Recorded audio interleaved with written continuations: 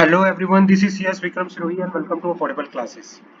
हम setting up of business की class में एक नया चैप्टर कर रहे थे। लास्ट क्लास में हमने अपना एक नया चैप्टर शुरू किया था जिस चैप्टर का नाम था financial services organisation and it is registered process. हमने इसमें पढ़ा था कि फाइनेंशियल सर्विसेज ऑर्गेनाइजेशन के बारे में, क्या क्या फाइनेंशियल सर्विस ऑर्गेनाइजेशन के अंदर आता है। तो हमने अपनी लास्ट क्लास में ये स्टार्ट किया था अपनी setting up of business entity and closure वाली सब्जेक्ट के अंदर। हमारी जो नया चैप्टर था वो स्टार्ट हुआ था financial service organisation, financial service organisation and it is registration process. तो हम बात कर रहे थे एनबीएफसी के बारे में। एनबीएफसी के बारे में हम बात कर रहे थे। तो एनबीएफसी का रजिस्ट्रेशन हम पढ़ते हैं कि अगर एनबीएफसी के लिए, हमने लास्ट क्लास में बात की थी, अगर किसी कंपनी को एनबीएफसी का बिजनेस, एनबीएफसी के रिगार्डिंग बिजनेस स्टार्ट करना है तो दो तरह से होता है। पहले इसको एज अ कंपनी इनकॉर्पोरेट होना पड़ेगा और दूसरा आरबीआई से इसको रजिस्ट्रेशन कराना पड़ेगा। आरबीआई के पास इसको रजिस्ट्रेशन कराना पड़ेगा। तो भाई हम यही बात करते हैं इनकॉर्पोरेशन ऑफ एनबीएफसी। एनबीएफसी का इनकॉर्पोरेशन कैसे होता है? The enactment of Companies Act 2013 impacted many areas include bank and NBFC. However, there has been no major change in incorporating the NBFC under the new act. Accordingly, non-banking financial company are incorporated under the Companies Act. यह यानी previous company लो 1956। मतलब जो NBFC होती है ये non banking financial company होती है। जिस तरह से एक नॉर्मल कंपनी का इनकॉर्पोरेशन होता है, ऐसे ही सेम एनबीएफसी का भी क्या होता है? इनकॉर्पोरेशन होता है। Procedure for incorporating non banking financial company is the same as any other company through web based form. मतलब जिस तरह से एक नॉर्मल कंपनी का इनकॉर्पोरेशन होता है, सेम उसी तरह से एनबीएफसी का इनकॉर्पोरेशन होता है। सेम उसी तरह से एनबीएफसी का इनकॉर्पोरेशन होता है। इसके लिए कौन सा फॉर्म है इनकॉर्पोरेशन के लिए? वेब स्पाइस प्लस फॉर्म है। Their principal business to be stated in the MOA. मतलब जो उसका प्रिंसिपल बिजनेस है वो कहां बताया होगा? एमओए के अंदर। While registering the company under the companies act. ठीक है ना? और इसका मेन बिजनेस क्या होता है? एनबीएफसी का मेन बिजनेस क्या होता है? इसका मेन बिजनेस होता है lending, credit making, investment in share, stock, hire purchase, insurance business, chit business, receiving deposits. ये क्या होते हैं? इसके बिजनेस होते हैं। एनबीएफसी के मेन बिजनेस क्या क्या होते हैं? एनबीएफसी के मेन बिजनेस होते हैं लैंडिंग करना, लैंडिंग, इन्वेस्टमेंट,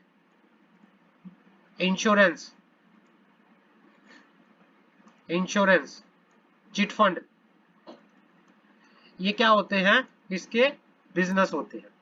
अब क्या है, एनबीएफसी को एज ए इनकॉर्पोरेट होती है ये कंपनी, और इसको अपना रजिस्ट्रेशन कहां करवाना पड़ता है? बिजनेस को करने के लिए आरबीआई के पास, रिजर्व बैंक ऑफ इंडिया के पास। इसको अपना रजिस्ट्रेशन आरबीआई के पास कराना पड़ता है। आरबीआई से इसको रजिस्ट्रेशन कराना पड़ता है। After incorporating company the NBFC must obtain certificate of registration. ये क्या करेगी? सर्टिफिकेट ऑफ रजिस्ट्रेशन लेगी। Before applying for registration the company shall ensure the following. मतलब क्या है? It should have minimum one director from NBFC background. मतलब एक director का एनबीएफसी बैकग्राउंड में अच्छा नॉलेज होना चाहिए, एनबीएफसी बैकग्राउंड से होना चाहिए, या senior banker as a full time director in a company. मतलब क्या है, एनबीएफसी जो नॉन बैंकिंग फाइनेंशियल कंपनी है, जो वो रजिस्ट्रेशन कराने के लिए आरबीआई के पास एप्लीकेशन लगाएगी, तो उससे पहले उसको कुछ कंडीशन फुलफिल करनी पड़ती है। तो कंडीशन क्या है? पहले तो इसका एक डायरेक्टर होना चाहिए जिसका एनबीएफसी बैकग्राउंड में एक्सपीरियंस होना चाहिए, या फिर जिसका जो कौन होना चाहिए? सीनियर बैंकर होना चाहिए। फुल टाइम डायरेक्टर वो हो सकता है। क्लीन होना चाहिए उसका सिविल रिकॉर्ड, क्लीन होना चाहिए। Understanding of NBFC finance and business. मतलब उसकी एनबीएफसी या फाइनेंस बिजनेस के अंदर अच्छे से अंडरस्टैंडिंग होनी चाहिए, अच्छा एक्सपीरियंस होना चाहिए। In terms of Section 45 IA of the RBI Act 1934, non-banking financial company shall commence या carry on the business of non-banking financial institution without obtaining a certificate of registration issued by bank and having net fund of rupees 25 lakh, जिसके net on fund कितने हैं 25 लाख के हैं, और such आयर amount not exceeding 100 crore rupees as the bank by notification in the official gazette specified। मतलब क्या कहना चाह रहा है यहाँ पर कि एनबीएफसी का बिजनेस करने के लिए आप बिना रजिस्ट्रेशन के भी एनबीएफसी का काम कर सकते हो। तो क्या होगा अगर आपका नेट ऑन फंड 25 करोड़ है, 25 लाख है सॉरी, और 100 करोड़ से ज्यादा नहीं है, as may be notified by the RBI, provided that bank may notify different amount of net on fund for different category of NBFCs. Every non-banking financial company shall make application for registration to the bank. Bank का meaning यहाँ पे क्या है RBI। NBFC को ये business करने के लिए पहले तो अपने आप को एज अ कंपनी इनकॉर्पोरेट करना पड़ता है under the companies act, under the companies act. और दूसरा फिर ये क्या करेगी, दूसरा ये एप्लीकेशन लगाएगी आरबीआई में। The bank for the purpose of considering the application for registration may require to be satisfied by inspection of books of non banking financial company, otherwise that the following condition are fulfilled. मतलब bank क्या कर सकता है, उसकी books of accounts को inspect कर सकता है सेटिस्फाई करने के लिए कि भाई जो बैंक ये कंपनी है एनबीएफसी है, ये कौन कौन सी कंडीशन फुलफिल कर रही है। पहली, that non banking financial company is और shall be in position to pay present and future depositor in full as and when their claim accrue. मतलब जो नॉन बैंकिंग फाइनेंशियल कंपनी में है वो उस पोजीशन में है अगर वो अपने प्रेजेंट या फ्यूचर किसको, डिपॉजिटर को, जब वो अपना क्लेम करे उनको पैसा पे कर सकती है। Point number B, the affair of the non-banking financial company are not being or not likely to be conducted in a manner detrimental, detrimental मतलब prejudicial, prejudice, prejudice to the interest of present and future depositor। मतलब इसका business ऐसा नहीं होना चाहिए कि ये present या फ्यूचर डिपॉजिटर के इंटरेस्ट के खिलाफ हो। तीसरा point, the general character of management या proposed management of NBFC shall not be prejudicial to public interest या interest of depositor। The general character of management, जो मैनेजमेंट है या प्रपोज मैनेजमेंट है एनबीएफसी की, वो पब्लिक के इंटरेस्ट के खिलाफ नहीं होनी चाहिए, डिपॉजिटर के इंटरेस्ट के खिलाफ नहीं होनी चाहिए। That the non-banking financial company has adequate capital structure and earning perspectives। जो नॉन बैंकिंग फाइनेंशियल कंपनी है उनके पास क्या है, एडुकेट कैपिटल स्ट्रक्चर है, उनके पास क्या है, एडुकेट कैपिटल स्ट्रक्चर है। That the public interest shall be serve by the grant of certificate of registration to non banking financial company to commence carry on business of India. भाई क्या है, जो इसका नॉन बैंकिंग फाइनेंशियल कंपनी को आप business करने के लिए सर्टिफिकेट ऑफ रजिस्ट्रेशन दोगे, ये आप पब्लिक पर्पस को सर्व करने के लिए दोगे, पब्लिक पर्पस को सर्व करने के लिए दोगे। तो ये कंडीशन बता रखी है, जो भी कंडीशंस हैं ये अगर फुलफिल कर देती है तो आपको सर्टिफिकेट ऑफ रजिस्ट्रेशन मिल जाएगा, आपको सर्टिफिकेट ऑफ रजिस्ट्रेशन मिल जाएगा। आगे बढ़ते हैं, आगे बात करते हैं। The bank cancel a certificate of registration granted to the non banking financial company NBFC. Bank जो है, बैंक का मीनिंग क्या किससे है, आरबीआई से, आरबीआई से। आरबीआई क्या कर सकता है, आरबीआई क्या कर सकता है, अगर किसी एनबीएफसी को रजिस्ट्रेशन सर्टिफिकेट दिया है उसके रजिस्ट्रेशन सर्टिफिकेट को कैंसिल कर सकता है। किन सिचुएशन में कैंसिल कर सकता है, सीज टू कैरी ऑन, अगर नॉन बैंकिंग फाइनेंशियल कंपनी ने बिजनेस करना, बिजनेस कैरी करना क्या कर दिया है, सीज कर दिया है, सीज कर दिया है। या फिर has failed to comply with condition subject to which the certificate of registration has been issued to it, या फिर वो फेल हो जाता है, फेल हो जाती है, has failed to comply with the condition subject to which certificate of registration has been issued. ये point number 3, at any time fail to fulfill condition refer to in clause D to G, refer to in clause D to G। अगर आप इनमें से कोई condition fulfil नहीं करते तब भी आपके सर्टिफिकेट को कैंसिल किया जा सकता है, या फेल हो जाता है to comply with the direction of RBI. अगर आपने आरबीआई की किसी डायरेक्शन को कंप्लाई नहीं किया, आप फेल हो जाते हो maintain books of account in accordance with the requirement of law, या any direction order issued by the RBI, या सबमिट, फेल हो जाते हो सबमिट या offer for inspection to it is books of account and other relevant document so demanded by the inspecting authority of the reserve bank. तो इन सिचुएशनों में भी अगर आप फेल हो जाते हो तो आपके सर्टिफिकेट को आरबीआई जो है कैंसिल कर सकती है। Point number 5, has been prohibited for acceptance deposit, मतलब अगर आपको प्रोहिबिट कर दिया गया है accepting the deposit by an order made by the reserve bank RBI under the provision of this chapter and such order has been force for a period not less than 3 months, तब भी आपके जो certificate है registration को cancel किया जा सकता है, आपके रजिस्ट्रेशन सर्टिफिकेट को कैंसिल किया जा सकता है। ये कुछ कंडीशंस बता रखी है। आगे बढ़ते हैं।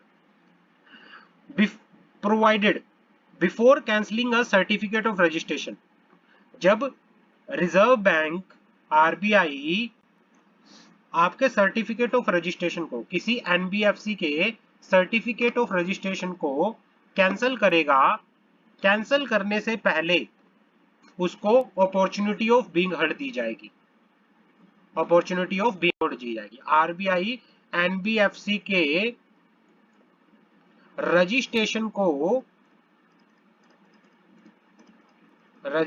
को कैंसिल करने से पहले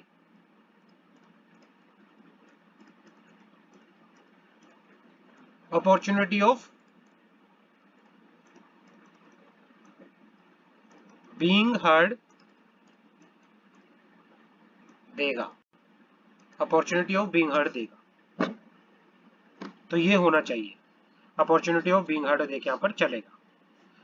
A company aggrieved by the order of rejection of application for registration or cancel of certificate of registration may prefer an appeal within a period of 30 days from the date on which order of rejection or cancellation of communicated to it to the center government। Central government, यहाँ पे बात हो रही है कि भाई company जिसके certificate के, या तो जिसकी एप्लीकेशन फॉर रजिस्ट्रेशन, जिसकी एप्लीकेशन फॉर रजिस्ट्रेशन उसको कैंसिल कर दिया गया, उसको कैंसिल कर दिया गया, या फिर उसके सर्टिफिकेट को कैंसिल कर दिया गया। दोनों चीज में अगर आप आरबीआई के उस ऑर्डर से एग्रीव्ड हो, खुश नहीं हो, तो आप 30 दिन के अंदर अंदर, जिस दिन आपकी एप्लीकेशन को रिजेक्ट कर दिया गया या जिस दिन आपके सर्टिफिकेट को कैंसिल कर दिया गया, उसके 30 दिन के अंदर अंदर आप सेंटर गवर्नमेंट को एप्लीकेशन फाइल कर सकते हो, सेंटर गवर्नमेंट को एप्लीकेशन फाइल कर सकते हो। आगे बढ़ते हैं। एनबीएफसी आरबीआई में, एनबीएफसी आरबीआई में रजिस्ट्रेशन के लिए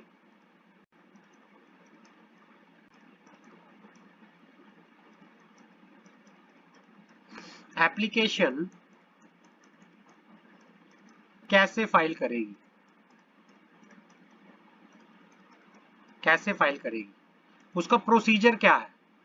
प्रोसीजर तो प्रोसीजर कुछ नहीं है, ऑनलाइन एप्लीकेशन है। Applicant companies required to apply online submit a physical copy application along with necessary document to the regional office of Reserve Bank of India. आप online apply करोगे और उसकी एक फिजिकल कॉपी एप्लीकेशन के साथ जो भी नेसेसरी डॉक्यूमेंट है अटैच करके आरबीआई के रीजनल ऑफिस में फाइल करोगे। रीजनल ऑफिस में फाइल करोगे। Application can be submit online by assessing RBI secured website. कौन सी? ये वेबसाइट बता रखी है rbi.org.in। At this stage, the applicant company will not need to log on to the Cosmos application। Cosmos application के लिए log on करने की जरूरत नहीं है। Hence, user ID are not required। The company can click for the company registration on the login page of Cosmos application। A window showing the Excel application form available for download would be displayed। The company can download suitable application form from the above website। और उसके अंदर आप अपना क्या करोगे? Data fill करोगे और उसको अपलोड करोगे। कंपनी में note to indicate the correct name of the regional office in the field C8 of annexed identification particular in application form। The company would then get a company application reference number for the। जैसे ही आप upload करोगे आपको क्या मिलेगा? Company application reference number CARN number मिलेगा आपको। Thereafter company has to submit hard copy of the application to the regional office। आपको online तो सबमिट करनी है।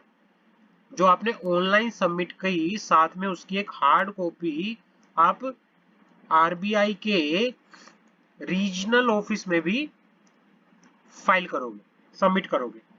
Company then check the status of application form from the above mention secured address by keying in the acknowledgement number. जो ये number आपको मिला होता है ना, इसका यूज आप फ्यूचर में अपनी एप्लीकेशन का स्टेटस चेक करने के लिए कर सकते हो। आप अपनी एप्लीकेशन का स्टेटस चेक करने के लिए कर सकते हो। The company can then check the status of application form and above mention secured address by keying in the acknowledgement number. Certain document, आपको एप्लीकेशन के साथ क्या क्या डॉक्यूमेंट की जरूरत पड़ेगी वो बात कर लेते हैं। देखो क्या है, जब एनबीएफसी का आप रजिस्ट्रेशन के लिए अप्लाई करोगे, ऑनलाइन एप्लीकेशन फाइल करोगे cosmos.rbi.org.in इस वेबसाइट पे जाओगे। जब यहाँ पे आप जाओगे, यहाँ पे आपको एक्सेल फॉर्म के अंदर फॉर्म मिलेगा, डाउनलोड करोगे, उसको फिल करोगे, अपलोड करोगे।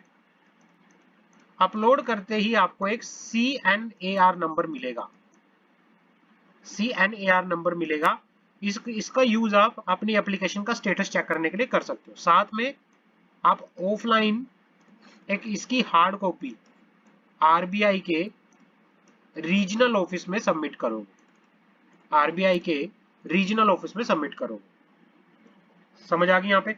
अब क्या है, क्या क्या डॉक्यूमेंट की जरूरत पड़ती है, आगे बढ़ते हैं। क्या क्या डॉक्यूमेंट की आपको जरूरत पड़ती है जब आप अपनी एप्लीकेशन लगाओगे, है ना? जब आप अपनी एप्लीकेशन लगाओगे, एप्लीकेशन के लिए आपको क्या क्या डॉक्यूमेंट्स की जरूरत पड़ेगी? Certified copy of certificate of incorporation, certificate of commencement of business in case of public limited company. आपको सबसे पहले जरूरत पड़ेगी आपके COI की, एनबीएफसी के कंपनी के COI और certificate of commencement of business की जरूरत पड़ेगी। Certified copy of MOA, certified copy of, देखो COI, certificate of incorporation, certificate of commencement of business, MOA, board resolution. Board resolution क्या है? The company is not carrying on NBFC activity, stop NBFC activity and will not carry commence the same before getting registration. एक board resolution क्या है कि company कोई भी NBFC activity नहीं कर रही या उसने रोक दी है या वो नहीं करेगी जब तक वो रजिस्ट्रेशन ना करा ले। पहला point, the UIB in the group where the director holds substantial interest or otherwise has not accepted any public deposit in the past, does not hold any public deposit as on the date and will not accept the same in future। मतलब एक director UIB undertaking in group where director जो है substantial interest hold करता है और जिसने कोई भी एक्सेप्ट नहीं किया पब्लिक डिपॉजिट पास्ट में, या वो आगे एक्सेप्ट नहीं करेगा public deposit. The company has formulate fair practice code, fair practice code. The company has not accepted public fund in past, does not hold any public fund as on the date and will not accept any public fund without approval of RBI। ये भी board resolution pass होगा।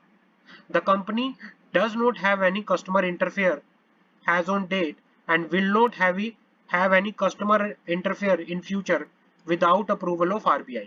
तो ये सारे के सारे आप इन चीजों के रिगार्डिंग बोर्ड रेजोल्यूशन की कॉपी दोगे। पहला डॉक्यूमेंट क्या था? पहला डॉक्यूमेंट था कंपनी का COI, commencement of certificate of business, MOA, board resolution. Copy of fixed deposit received या banker certificate of no lien indicating financial support of NOF, net on fund. Copy of FDR की copy दोगे आप अपनी। Bank certificate कि भाई जो आपके net on fund है उनको सपोर्ट करने के लिए आपके किसी फंड के ऊपर कोई लीन नहीं है। For company already in existence the audited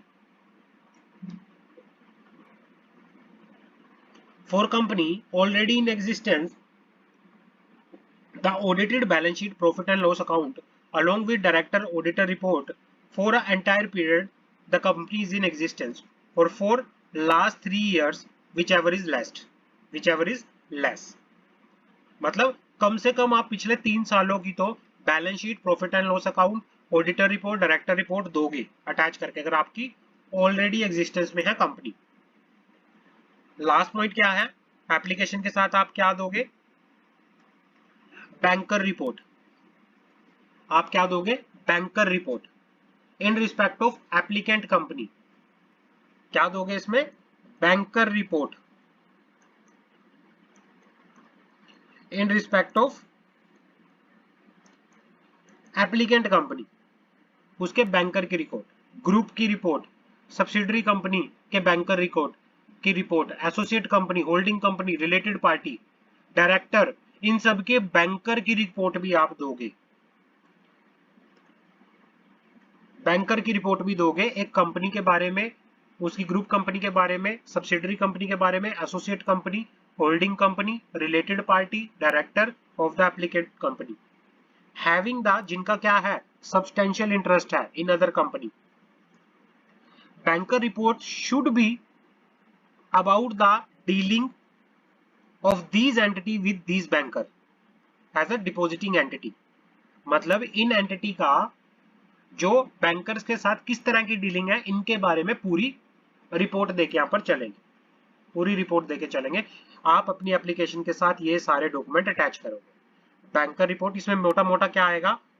company का certificate of incorporation, certificate of commencement of business, MOA, board resolution, FDR report, उसके बाद बैंकर रिपोर्ट। तो ये NBFC के रिगार्डिंग था, NBFC के रिगार्डिंग। आगे बढ़ते हैं, अगला टॉपिक आगे बात करते हैं। Housing finance company. Housing finance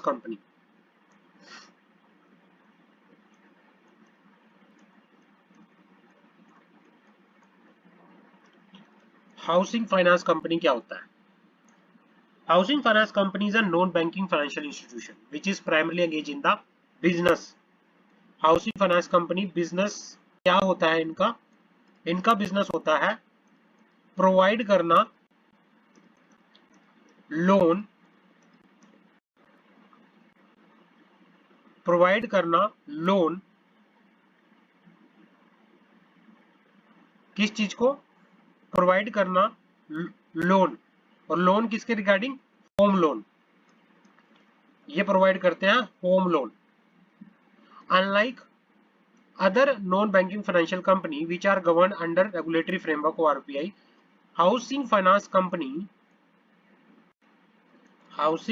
company regulated by the national housing bank। जैसे NBFC रेगुलेट होती है बाय दी RBI, वैसे हाउस फाइनेंस कंपनी भी रेगुलेट होती है नेशनल हाउसिंग बैंक के द्वारा। ये रेगुलेट होती है नेशनल हाउसिंग बैंक के द्वारा। आगे बढ़ते हैं।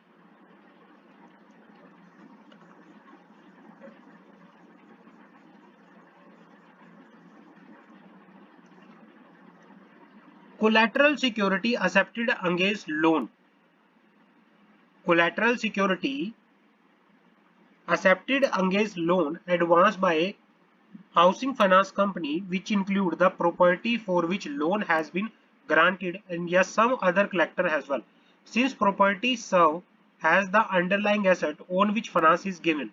मतलब क्या होता है, जो ये होम लोन देती हैं, जो ये house finance company home loan देती हैं, इसके बदले में ये कुछ कोलैटरल एक्सेप्ट करती है, इसके बदले में ये कोलैटरल सिक्योरिटी एक्सेप्ट करती है। और वो कोलैटरल सिक्योरिटी क्या होता है, जिस प्रॉपर्टी के बदले में लोन दिया गया है, जिस प्रॉपर्टी के लिए लोन दिया गया है, उस प्रॉपर्टी को एज अ सिक्योरिटी अपने पास गिरवी रखती है, एज अ सिक्योरिटी अपने पास गिरवी रखती है। Collateral security accepted against loan advance by HFC housing finance company which include the property for which loan has been granted. मतलब जिस घर के लिए लोन ग्रांट किया जाता है, उस घर को अपने पास एज अ कोलैटरल सिक्योरिटी रखती हैं। Since property serve as underlying asset on which finance is given, amount of loan advance depend upon the value of the collateral offered। The value of the collateral ensure that the lender is secured has covered itself from the risk of default। मतलब जो loan दिया जाता है, loan आपको दिया जाता है, तो वो आपकी जो प्रॉपर्टी है, प्रॉपर्टी की वैल्यू पर डिपेंड करता है।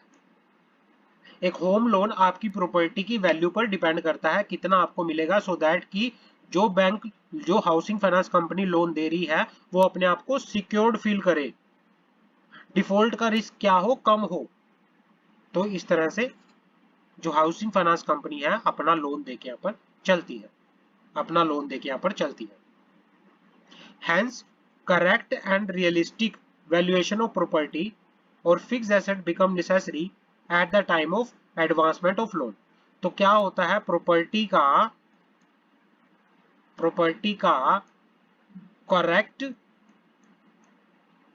का करेक्ट एंड रियलिस्टिक वैल्यूएशन होना बहुत जरूरी है, बहुत जरूरी है, ताकि आपको एक अच्छा क्या मिल सके, लोन मिल सके।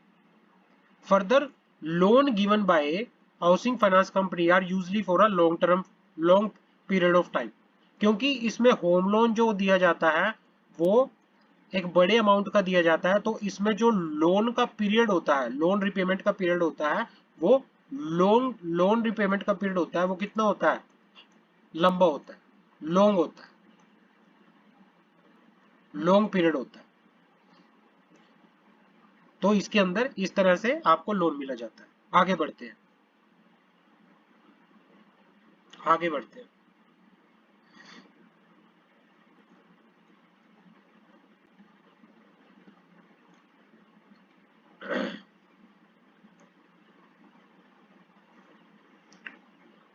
यहां से पढ़ते हैं, these are not important।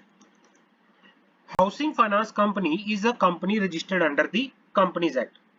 ये कंपनी भी क्या होती है, कंपनीज एक्ट के अंदर रजिस्टर्ड होती है। और any enactment any previous company law which primarily transact has one of its principal object the transacting of business providing finance, जिसका मेन ऑब्जेक्ट क्या होता है, प्रोवाइडिंग फाइनेंस फॉर हाउसिंग के लिए, whether directly or indirectly.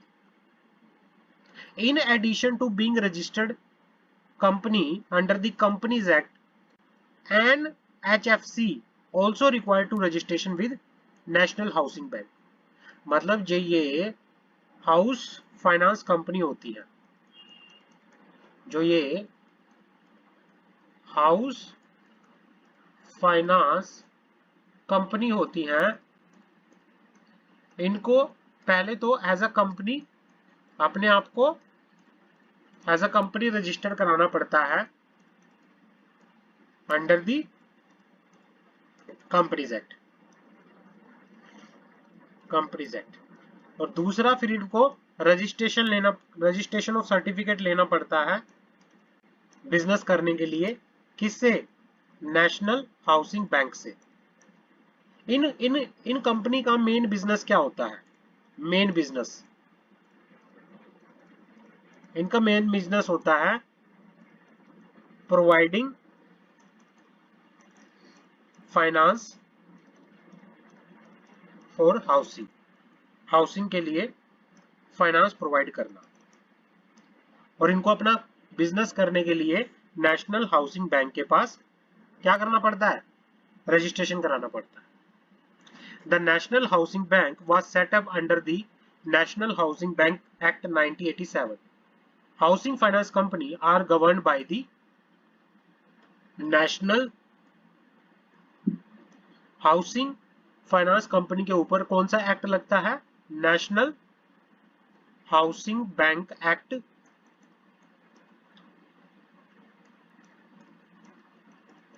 1987, इनके ऊपर ये act लगता है, नेशनल हाउसिंग बैंक 1987। आगे बढ़ते हैं।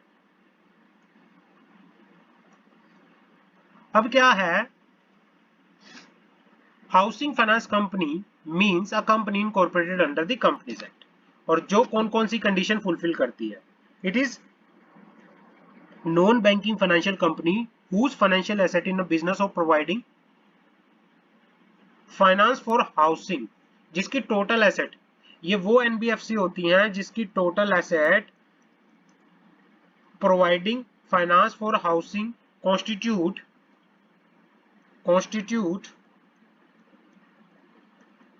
60%, मतलब जो 60% जिसकी फाइनेंस एसेट जो होती हैं उनका यूज किया जाता है, 60% ऑफ टोटल एसेट में जो फाइनेंस एसेट होती है उसका यूज जो किया जाता है, किसमें किया जाता है, in the business of providing finance for housing, जिसकी फाइनेंस एसेट का यूज टोटल एसेट के 60% में से उसका यूज फाइनेंस फॉर हाउसिंग के लिए किया जाता है। Out of the total asset not less then 50% should be by way of housing finance for individuals. Total asset का कम से कम 50% should be by way of housing finance for individual, ये होता है। Housing finance means, housing finance होता क्या है, financing for purchase, construction, reconstruction, renovation, repair, residential dwelling unit which include, भाई क्या होता है इसका मीनिंग, फाइनेंस किसके लिए फाइनेंस करना, परचेज करने के लिए, कंस्ट्रक्शन करने के लिए, रिकंस्ट्रक्शन करने के लिए, रेनोवेशन करने के लिए, रिपेयर करने के लिए किसी रेजिडेंशियल ड्वेलिंग को, जिसमें क्या क्या इंक्लूड होता है, लोन टू इंडिविजुअल या group of individual including cooperative society for construction purchase of new dwelling unit, या फिर लोन टू इंडिविजुअल या group of individual for purchase of old residential unit, dwelling unit, residential unit, loan to individual या group of individual for purchase of old new dwelling unit by mortgage existing dwelling unit,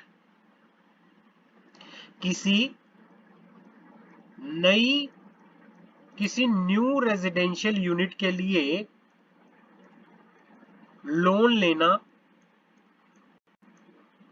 लेना from house finance company by way of mortgage. It is existing residential unit. It is existing residential unit. ये बात कर रहा है। आगे बढ़ते हैं। Loan to individual for the purpose of plot of construction of for the purchase of plot for construction of, अगर आप लोन लेते हो किसी प्लॉट को परचेज करने के लिए जिसमें आप कंस्ट्रक्ट करोगे किसी रेजिडेंशियल ड्वेलिंग यूनिट को, तो इस तरह से इन पर्पस के लिए आप जो ये पर्पस बता रखे हैं, जो भी आप इन पर्पस के लिए लोन लेते हो वो सारे का सारा कवर कहाँ होता है, हाउसिंग, वो सारे का सारा कहाँ कवर होता है, हाउसिंग फाइनेंस के अंदर, हाउसिंग फाइनेंस के अंदर। अगर आप किसी रेजिडेंशियल यूनिट से रिलेटेड, किसी हाउसिंग से रिलेटेड कोई भी अगर आप लोन लेते हो तो वो सारा लोन किसके कहते हैं, हाउसिंग फाइनेंस लोन में आता है, वो सारा हाउसिंग फाइनेंस में आता है वो सारा। आगे बढ़ते हैं, आगे बढ़ते हैं।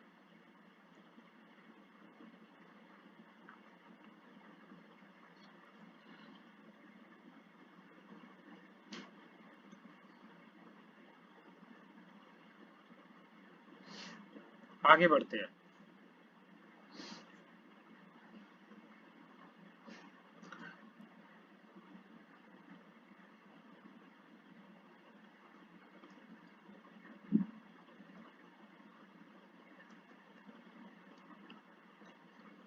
Transition time for existing HFCs to fulfil asset based criteria, क्योंकि नया ये जो ऊपर हमें बताया गया है यहाँ पे, आगे ऊपर बढ़ते हैं एक बार। ये देखो 22 अक्टूबर 2020 में, 22 अक्टूबर 2020 में न्यू फ्रेमवर्क आरबीआई ने इशू किया था, किस चीज के लिए, हाउसिंग फाइनेंस कंपनी के लिए। 22 अक्टूबर 2020 में आरबीआई ने हाउस फाइनेंस कंपनी के लिए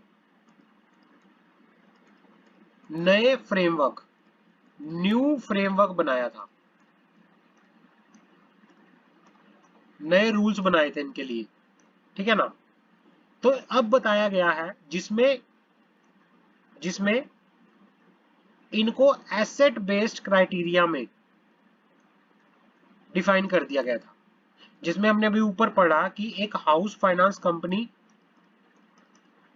क्या होती, क्या है हाउस फाइनेंस कंपनी क्या होती है, हमने अभी ऊपर पढ़ा था भाई, जिसका 60% फाइनेंस एसेट,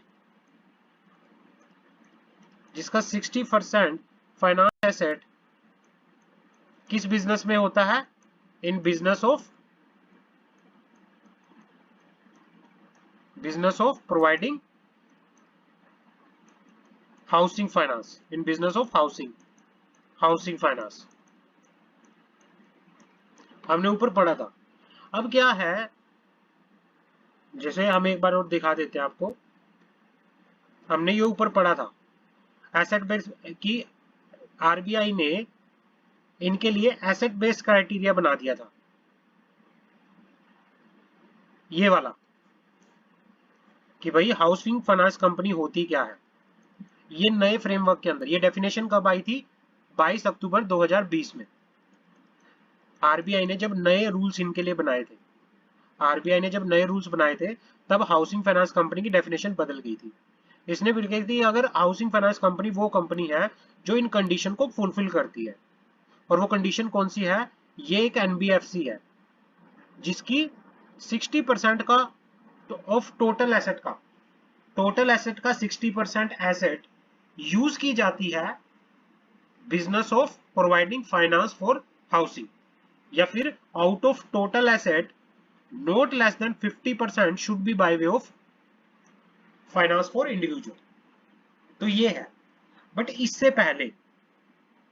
पहले 22 अक्टूबर 2022 से पहले हाउसिंग फाइनेंस कंपनी को एक टाइम पीरियड दे रखा था कि आपको कब तक जो ये डेफिनेशन है इसकी कंडीशन को फुलफिल करना है, तो उसको कहते हैं transition period.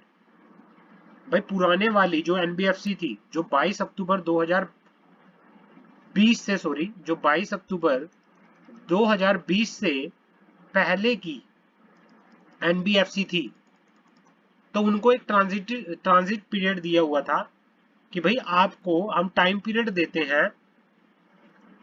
The revise framework has allow A transit period of 31 March